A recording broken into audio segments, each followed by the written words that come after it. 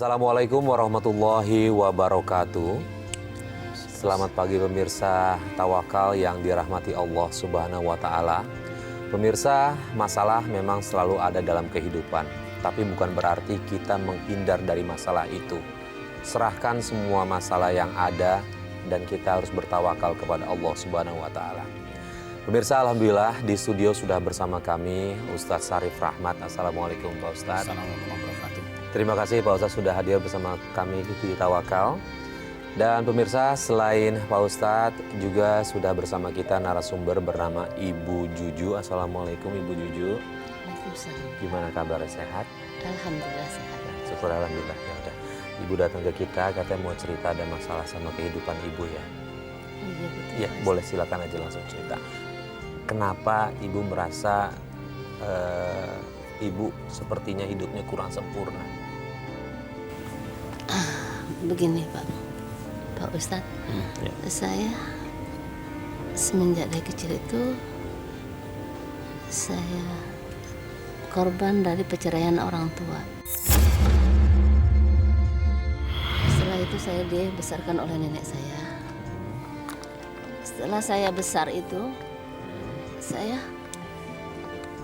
datanglah kedua orang tua saya dengan bapak tiri saya.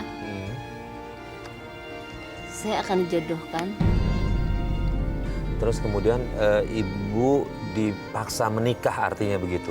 Iya. Tidak kenal siapa calon suami Ibu? Tidak. Tidak kenal, tidak ada proses pengenalan sebelumnya? Saya kayaknya udah terpaksa begitu, tidak ada toleransi lagi dari orang tua. Ya, setelah itu saya ngikutin apa kata orang tua itu, saya ikutin, saya menikah dengan suami saya yang pertama ini. Terus kemudian gimana kehidupan rumah tangganya Ibu? Dia itu orangnya cepat marah, cemburu. Temperamen orangnya? Iya. Yang kecil dibesar-besarkan.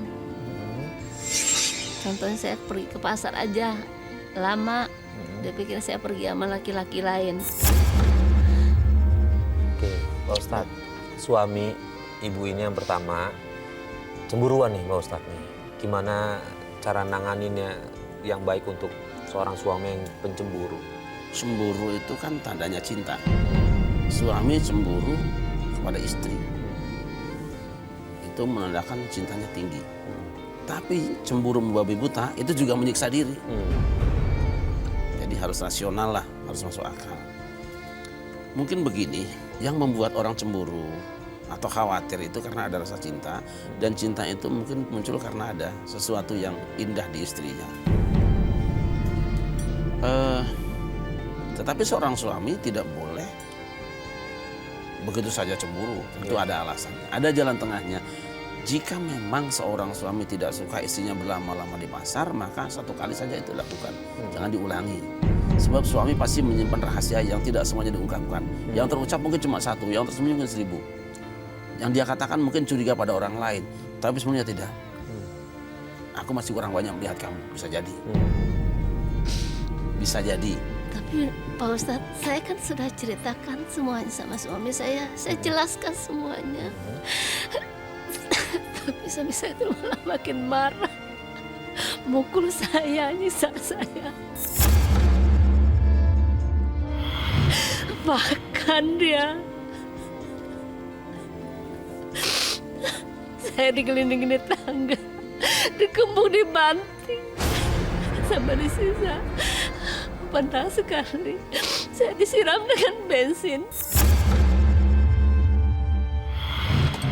Assalamualaikum.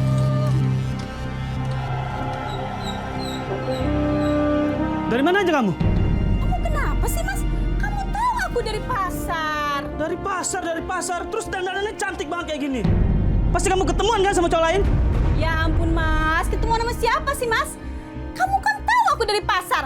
Kamu tuh pikirannya aneh-aneh aja, Mas. Hah? Nuduh aja yang enggak. Kenapa sih? Kamu tuh nggak bisa, Mas. Seharian jangan nuduh aku, hah? Kamu ini dikasih tahu malah ngajarin. Serah deh, Mas.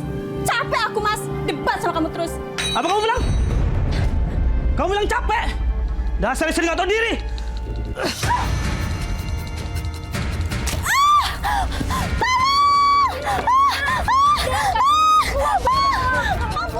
Apaan kalian? Gak usah urusin urusan orang. Sana. Ayo. Mas. Mas, kamu tega, Mas. Ayo. Ya ampun. Masuk. Ini artinya sudah masuk KDRT. cemburu KDRT dan berdasarkan Cemburu buta, cemburu kan? yang buta. Ketika ada kekerasan dalam keluarga seperti itu, maka sebaiknya memang terus dipertemukanlah dua keluarga. Keluarga dicari penyebabnya, apa sebabnya. Ketika diketemukan sebabnya, mungkin dibuanglah sebab itu sehingga selesai. Tapi kalau sebab itu sudah dibuang tapi tidak juga selesai, berarti ada masalah lain. Sebetulnya bukan karena dia kesiangan dari pasar atau kelamaan di pasar, tapi memang hanya mencari alasan saja. Iya. Ibu udah cerita nggak sama saudara? Kita tahu kan ibu memang sudah tinggal sama nenek setelah menikah pergi dari keluarga. Bercerita nggak ke saudara atau keluarga soal perlakuan suami ibu ke ibu? Saya sudah punya siapa-siapa. Saya sudah cerita kepada saudara dari suami. Malah saya dipojokkan sama dia. Dia bilang saya itu hanya ingin morotin harta dari suami aja katanya. Ya sebetulnya jangan bicara satu pihak, hakaman min ahlihi wa hakaman min ahliha. Harus ada juru damai dari pihak suami, dari pihak istri. Tidak ada mungkin bapak, mungkin paman juga ada, wali-wali yang lain atau adik kakak. Tapi harus ada dua pihak. Jangan dibiarkan suami istri ini menyelesaikan masalahnya sendiri. Jadi mereka orang-orang yang menyerahkan urusan berdua kepada dua keluarga ini. Nanti mereka berembuk. Ketika mereka berembuk sudah tahu masalahnya. Nah, tinggal masalahnya adalah apakah keputusan dua hakim ini wajib diikuti atau tidak. Tapi yang penting adalah bahwa jangan suami istri yang sedang berperkara itu menyelesaikan sendiri urusannya. Yang sedang punya masalah jangan selesaikan sendiri. Ada orang lain yang mungkin melihatnya tidak sedang emosional. Karena suami istri yang bertengkar kan emosi. Orang emosi itu keputusannya pasti tidak adil. Pasti tidak adil. Suami paling hanya bisa mengatakan cerai. Istri juga mungkin begitulah. Pasti akan diketemukan. Nah ini Ibu Juju kan ngomong sama saudara-saudaranya suami ibu nih.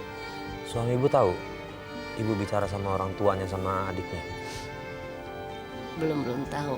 Belum tahu. Belum. Terus Tapi- kemudian? Tapi mertua saya tuh sering menjelek-jelekan saya gitu ke suami saya.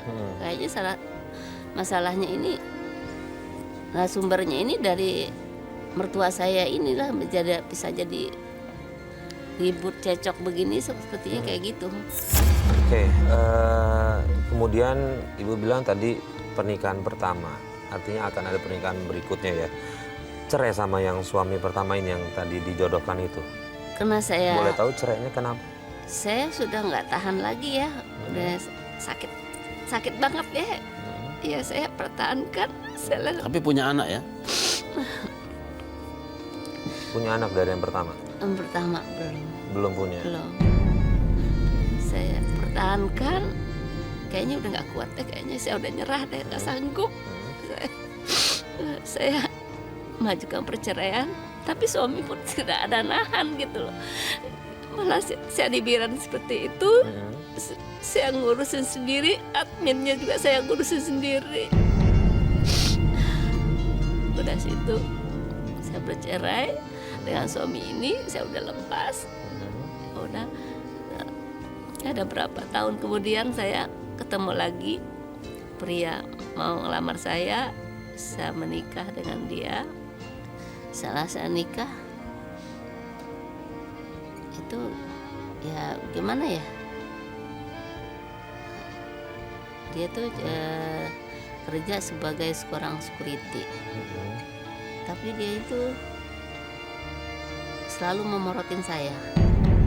Sebentar, morotin ibu memang ibu bekerja sebelumnya juga sudah punya pekerjaan setelah bercerai. Kebetulan saya itu buka usaha salon, saya punya karyawan salon. Artinya setelah bercerai ibu sudah mapan ya? Iya betul. Menikah dengan si pria ini ibu sudah mapan. Iya betul. Oke, terus kemudian Ya saya selalu dimanfaatkan dengan suami saya, dimintakan uang. Saya saya ada karyawan di situ. Ternyata malah suami saya ini selingkuh dengan karyawan ibu. kawan saya itu sendiri. Mas bener ya? Iya, Pokoknya sayang. aku tunggu loh. Ya, aku janji bakal nikahin kamu, Terima sayang. kasih Mas, baik deh. Pokoknya aku pengen gede. Iya, sayang. Ngapain, ha? Peluk-pelukan sama dia, ha? Mas, Ini nggak seperti yang kamu kira, Bu. Maksud kamu apa? Kamu tahu, Mas, kamu butuh diri ya. Aku tiap hari, Mas, ngasih duit sama kamu. Ternyata buat dia, hah? Kamu cewek nggak benar. Ampun, Mbak. Ampun. Kamu tahu dia suami saya. saya minta maaf, Mbak. Maaf, kamu kira saya Tuhan, hah? Ngasih kamu maaf. Tolong maafin saya, Mbak. Sekarang kamu jujur sama saya. Kamu hamil sama dia, hah? Dasar kamu cewek nggak benar. Sabar. Mas, Sekarang juga saya minta cerai. Oh, gitu. Iya. Oke, kita cerai sekarang, Bu. Sekarang kalian berdua pergi dari rumah saya. Ingat ya. Pergi. Kita cerai. Oke, Pak Ustadz, awalnya dia merasa sudah menemukan pria yang tepat.